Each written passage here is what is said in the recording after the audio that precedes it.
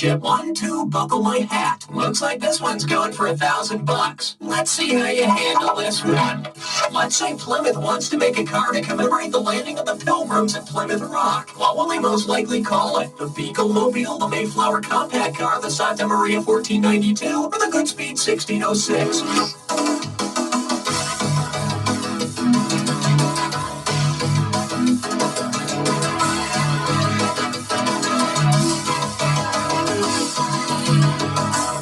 The Mayflower Compact was a prelude to our own Constitution, drawn up by the Pilgrims shortly after landing in America in 1620 on the Mayflower.